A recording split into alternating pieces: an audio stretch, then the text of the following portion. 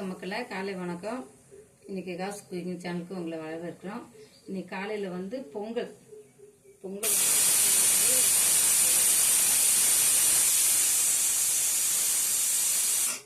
ஜீரக சாதம் செய்து வச்சுருந்தேன். அதில் செறுபருப்பு வறுத்து போட்டு அதை கொஞ்சம் நெய் போட்டு முந்திரி பருப்பு எல்லாம் வறுத்து போட போகிறேன். அவ்வளோதான். இது நான் சாப்பிடும்போது காட்டுறேன்.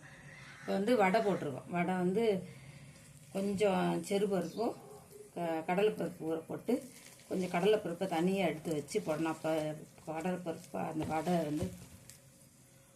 இதாக இருக்கும் பார்த்தீங்களா. லாஸ்ட்டில் பிணையும் போது இதுக்கு வந்து இந்த உள்ளி, அதுக்கு தேவையான பொருட்கள் கொஞ்சம் உப்பு, கறிவேப்பிலையும் போட்டிருக்கேன்.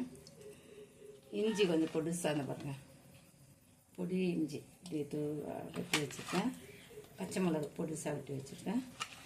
உள்ளி பொடி இதாக வெட்டி வச்சுருக்கேன். இதெல்லாம் சேர்த்துக்கலாம். பருப்பு வடை, பருப்பு அரைக்கையிலே கொஞ்சம் சோம்பு வந்து கூட போட்டு அரைச்சிட்டேன். தேவையான உப்பும் போட்டு அரைச்சிட்டேன். இப்போ இதை பிணைஞ்சு கொஞ்சம் தனியாக பருப்பு எடுத்து வச்சு சேர்த்து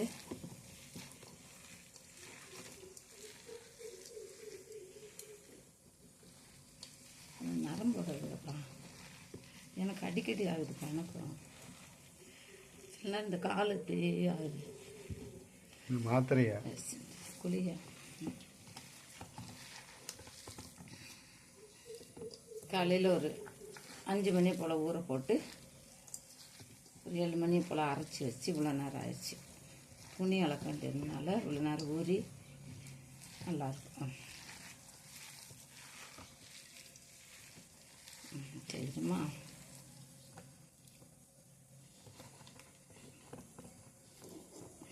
எண்ணெய் ஊற்றி வச்சுருக்கேன்.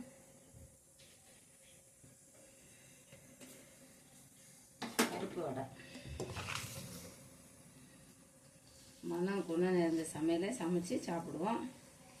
கருத்துக்கெல்லாம் எங்களுக்கு தெரியுங்க.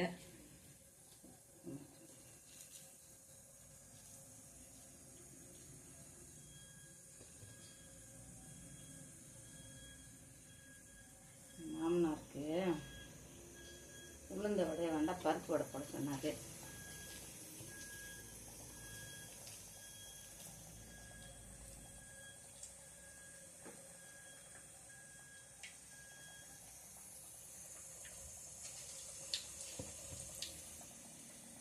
இப்போ காணிங்கப்பா மேலே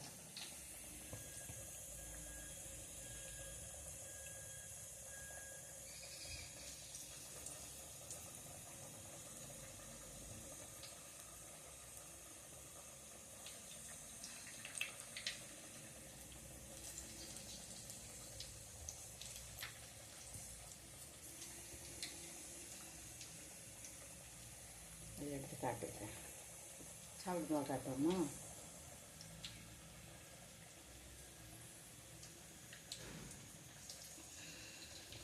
கொஞ்சோட தட்டு மாதிரி போடலாம்.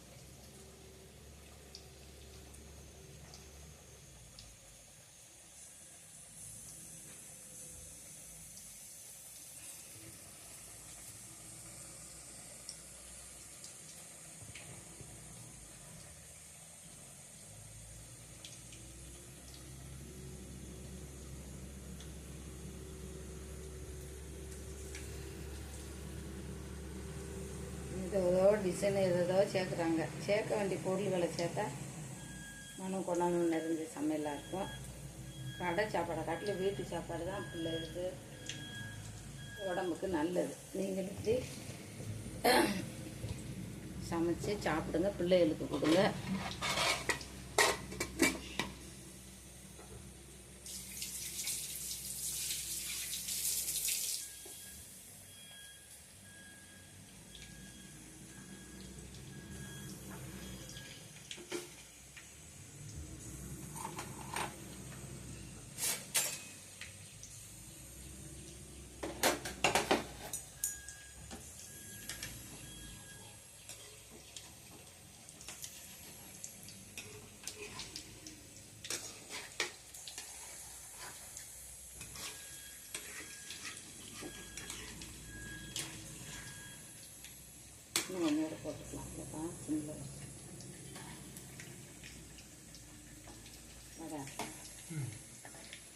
சாப்பிட மாட்டாங்க. 1/2 கிலோ எண்ணெய் ஊற்றிட்டேன்.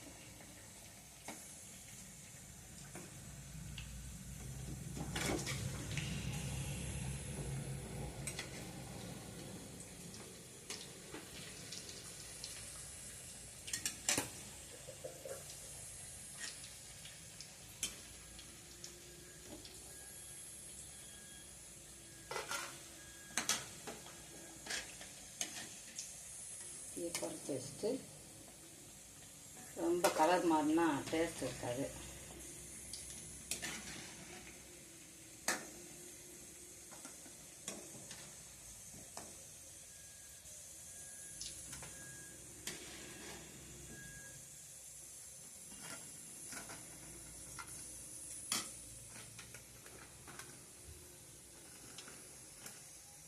இந்த மாதிரி செய்து பிள்ளைகளுக்கும் குடும்பத்துக்கு கொடுங்க, நீங்களும் சாப்பிடுங்க. நன்றி, வணக்கம். சமைத்து சாப்பிடுவோம்.